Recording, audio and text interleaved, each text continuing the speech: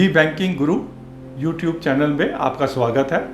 मैं S K. Bhatia, recently retired from State Bank of India as deputy general manager. हमारे banking Guru channel का objective है कि फाइनेंशियल्स और बैंकिंग रिलेटेड मैटर्स पे हम बड़े ही सिंपल तरीके से आम जनता के लिए छोटे छोटे प्रोग्राम बना के आपको बता सकें। Should I shift my home loan to PSU banks, बहुत ही आज की डेट में बहुत रेलिवेंट टॉपिक है। बैंकों के होम लोन के रेट ऑफ इंटरेस्ट कम हो रहे हैं और हमें ऑलमोस्ट जिन्होंने भी होम लोन ले रखा है उनके मन में ये सवाल आता है कि क्या हमें अपना होम लोन PSU बैंक्स या किसी ऐसे बैंक में शिफ्ट कर लेना चाहिए जो रेट ऑफ इंटरेस्ट कम दे रहा है। मैं PSU बैंक इसलिए कह रहा हूँ कि PSU बैंक का, स्टेट बैंक ऑफ इंडिया का आज की डेट में होम लोन का रेट सबसे कम है। पहले इस सिनारियो को समझने की कोशिश करते हैं कि कोविड की वजह से आज पोजीशन ये है कि नए प्रोजेक्ट्स नहीं आ रहे हैं, बिल्डर्स नए प्रोजेक्ट्स नहीं लेके आ रहे हैं, इनकम्प्लीट प्रोजेक्ट्स बहुत पड़े हुए हैं। लोग जिन्होंने नए होम लेने हैं, जिन्होंने नए मकान लेने हैं, वो भी फॉरवर्ड नहीं आ रहे हैं, वो भी अभी कोविड के निकल जाने की, ठीक होने की इंतज़ार कर रहे हैं। तो इसलिए बैंकों को अपना पोर्टफोलियो मेंटेन करने के लिए और उसको ग्रो करने के लिए जो सबसे आसान तरीका है वो है कि होम लोन्स का टेक ओवर, जैसे हम बैलेंस ट्रांसफ़र भी कहते हैं। अब देखते हैं कि बैंकों के पॉइंट ऑफ व्यू से उन्हें क्या बेनिफिट मिलता है अगर वो बैलेंस ट्रांसफ़र करते हैं या होम लोन्स को टेक ओवर करते हैं। सबसे पहले तो जब टेक ओवर करने जाते हैं तो कुछ देर के लिए एग्जिस्टिंग होम लोन दूसरे बैंक के पास ऑलरेडी चल चुका होता है और बैंकों को उसमें आइडिया लग जाता है कि उसका क्रेडिट हिस्ट्री क्या है, वेदर रीपेमेंट शेड्यूल उसका ठीक चल रहा है। तो एक ये एडवांटेज उनको रहता है। दूसरा, जब फर्स्ट टाइम होम लोन लेने जाते हैं तो कस्टमर थोड़ा हरी में रहता है, जल्दी में रहता है, क्योंकि उसने बिल्डर को पेमेंट करनी होती है। टेक ओवर के केस में बैंकर्स को कोई इतनी जल्दी का सामना नहीं करना पड़ता। कस्टमर्स पॉइंट ऑफ व्यू से कस्टमर भी कन्वीनियंट रहता है और बैंकर भी कन्वीनियंट रहता है। अच्छी तरह से देखभाल के वो केस को टेक ओवर कर सकते हैं, बैलेंस को ट्रांसफ़र कर सकते हैं।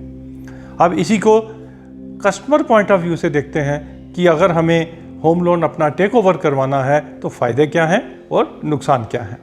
सबसे पहला, सबसे बड़ा कि लोअर रेट ऑफ इंटरेस्ट। अगर हमारे होम लोन में, अब इसको समझने की कोशिश करते हैं कि अगर हमारा एग्जिस्टिंग होम लोन और जो हम टेक ओवर करवाने जा रहे हैं उसका रेट ऑफ इंटरेस्ट अगर 0.25% का डिफरेंस है तो उसका कितना इम्पैक्ट पड़ता है। से एग्जिस्टिंग लोन हमारा 8.25% पे है, जो हम टेक ओवर करवाने जा रहे हैं उस बैंक का रेट 8% है, तो इसका क्या 0.25 कितना बड़ा फ़र्क पड़ता है। अगर हमने 50 लाख का लोन ले रखा है और उसका टेन्योर 25 साल की रीपेमेंट है तो 0.25 तकरीबन 2.5 लाख का बेनिफिट हमें दिलवाता है। अभी तो मैं 0.25 की बात कर रहा हूँ, बहुत जगह कम से कम 1% का डिफरेंस जो है आज की डेट में होम लोन के रेट ऑफ इंटरेस्ट में एग्जिस्टिंग बैंकर्स और जिस बैंक के साथ हम टेक ओवर करवाने जा रहे हैं हम उसका बेनिफिट उठा सकते हैं। 1% का बेनिफिट, 50 लाख का लोन, 25 साल का टेन्योर, सीधा मतलब 10 लाख का इंटरेस्ट का बेनिफिट। तो सीधी बात है कि हम क्यों ना लोन को हम टेक ओवर करवाएं। दूसरा कि अब हमने क्योंकि ऑलरेडी अपना पेमेंट दे चुके हैं, हमें कोई जल्दी नहीं है। अगर ये कहा जाए कि PSU banks, SBI take over करने में टाइम लगाते हैं तो हमारे पास सफिशिएंट टाइम अवेलेबल है, महीना 2 महीने जितना भी वो टाइम लगाएं। अगर वो टेक ओवर हमारा लोन कर लेते हैं तो हम किसी डिसएडवांटेजियस पोजीशन पे नहीं हैं। एक और चीज़ हमें देखने का है जो इमीडिएट बेनिफिट हमें मिलता है। मोस्ट ऑफ द बैंक जो MCLR है वो 1 साल का MCLR के ऊपर हमें इंटरेस्ट देते हैं। 1 साल के MCLR का मतलब है कि वो रीसेट जो MCLR का रेट करेंगे, लोअर MCLR का रेट रीसेट करेंगे, वो 1 साल के बाद करेंगे। और अगर हमने EBR पे दे रखा है तो बैंक्स जनरली 3 महीने के बाद एवरी क्वार्टर के एंड पे अपना EBR को रीएडजस्ट करते हैं।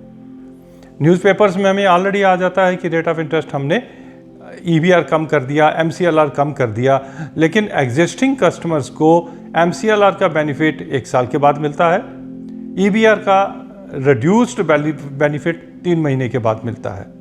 टेक ओवर करवा के हम ये बेनिफिट इमीडिएटली उसको ले सकते हैं। अब टेक ओवर में ये तो बेनिफिट हो गए, अब कुछ कॉस्ट भी इन्वॉल्व रहती है, जैसे बैंक्स प्रोसेसिंग चार्जेस लगाते हैं।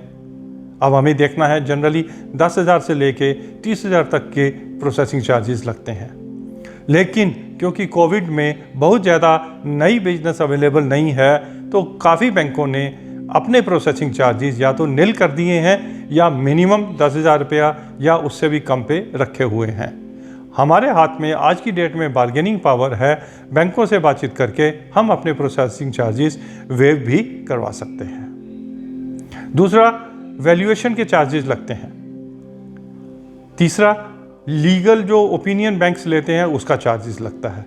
अब वैल्यूएशन और लीगल ओपिनियन, अगर हमारा जो हमने फ्लैट ले रखा है वो अगर किसी बैंक के ऑलरेडी टाई अप प्रोजेक्ट में आता है, तो ना तो बैंक को दोबारा वैल्यूएशन कराने की ज़रूरत होती है और ना ही उनको लीगल वैल्यूएशन दोबारा कराने की ज़रूरत होती है। अगर उनको खर्चा नहीं लगेगा तो वो आपसे भी खर्चा नहीं लेंगे। कहने का मतलब है, एग्जिस्टिंग बैंकर के टाई अप प्रोजेक्ट में अगर हम लोन टेक ओवर करवाते हैं तो प्रोसेसिंग चार्जेस हम वेव करवा सकते हैं, वैल्यूएशन और लीगल उनको लेना नहीं पड़ता, उस पर भी कोई चार्ज नहीं लगेगा। और अगर टेक ओवर हमारा टाई अप प्रोजेक्ट में हमारा टेक ओवर नहीं है, outside the tie up project में है, तो प्रोसेसिंग हम निगोशिएट कर सकते हैं। वैल्यूएशन और लीगल के जो चार्जेस लगेंगे वो बैंक एक्चुअल बेसिस के ऊपर वो चार्ज करते हैं। एक और डिसएडवांटेज टेक ओवर में जो हमें ध्यान रखना है वो है प्रधानमंत्री आवास योजना की सब्सिडी।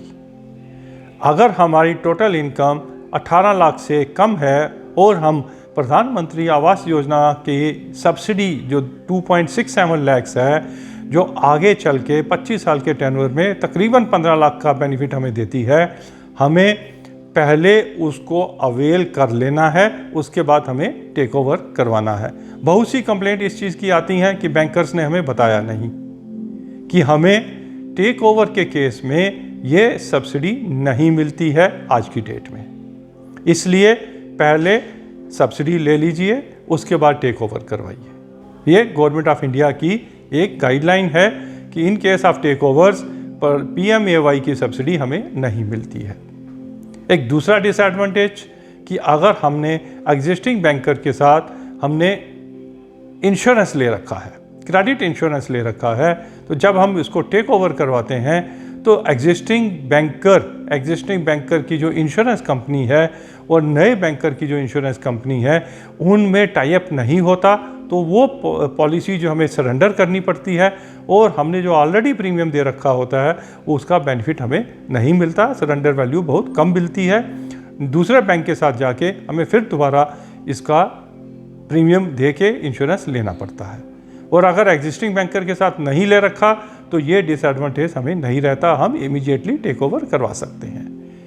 इन चीज़ों को देखते हुए अगर आप ये डिसाइड करते हैं कि मुझे बेनिफिट हो रहा है latest lowered scenario of rate of interest, तो हमें इमीडिएटली अपना होम लोन टेक ओवर करवा लेना चाहिए। अगर हमारे सुनने वाले, अगर हमारे सब्सक्राइबर्स ने भी लोन ले रखे हैं और अगर वो चाहते हैं कि स्टेट बैंक ऑफ इंडिया में उनके लोन्स टेक ओवर हो जाएं, तो हमें मैसेज करके बताइए, ताकि आप कहीं भी इंडिया में स्टेशन्ड हैं, हम आपको हेल्प कर सकते हैं आपके लोन्स को टेक ओवर करवाने में। Thank you very much for watching this video. अगर आपको ये वीडियो अच्छा लगा तो हमारे इस चैनल को सब्सक्राइब कीजिए और अपनी फीडबैक भी हमें दीजिए अपने कमेंट्स के ज़रिए, ताकि हम फ्यूचर में अच्छे प्रोग्राम आपको दे सकें। और हमें यह भी बताइए कि किन टॉपिक्स के ऊपर आप ऐसे वीडियोस देखना चाहते हैं। धन्यवाद।